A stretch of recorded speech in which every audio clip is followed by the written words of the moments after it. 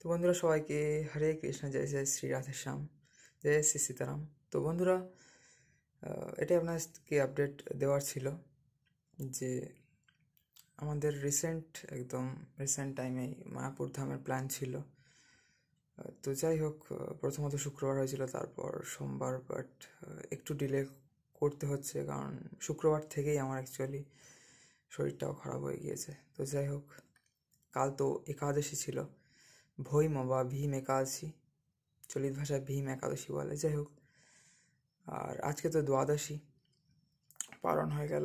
কাল হচ্ছে ত্রয়োদশী, আমাদের নিত্যানন্দ ত্রয়োদশী, আমাদের সবার প্রিয় নিতাই বা শ্রীমান নিত্যানন্দ মহাপ্রভুর আবির্ভাব তিথি।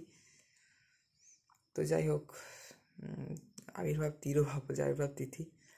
তো যাই হোক, এরকম আমাদের বৈষ্ণব মহাজনদের বা ভগবানের অবতার বা ভগবানের স্বরূপদের আবির্ভাব তিরোভাব তো লেগেই থাকে।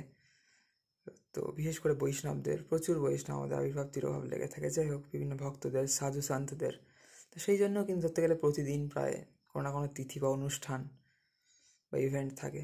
তো যাই হোক, আরও একটা খবর শুনে খুবই বাজে লাগলো যে গতকাল একাদশী ছিল, গত পরশু কিন্তু প্রয়াগরাজে আবার অগ্নিকাণ্ডের খবর শুনলাম, যেটা খুবই বাজে লাগলো প্রয়াগরাজের মহাকুম্ভ মেলায়।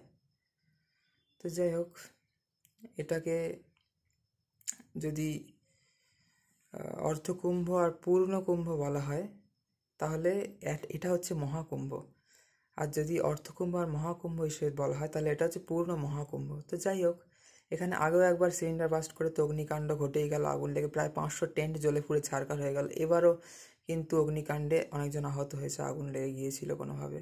যাই হোক, এই জিনিসগুলো খুবই বাজে লাগলো। তারপর এখানে আমাদের কাল তো একাদশীর দিন তো ভোটের রেজাল্ট বেরো, দিল্লির ভোট, রাজনীতির বিশাল ধামাকা।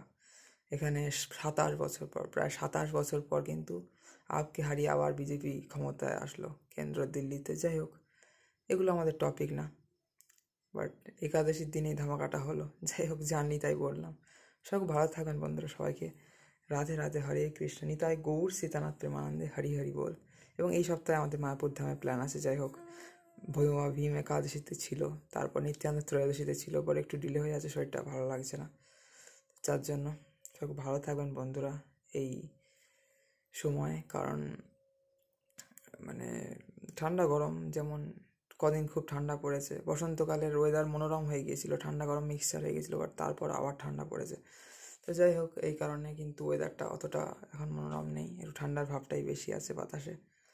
তো যাই হোক, দেখা যাক, সবাই খুব ভালো থাকেন বন্ধু, সবাইকে জয় শ্রী রাধে শ্যাম, হরে কৃষ্ণ, রাধে রাধে।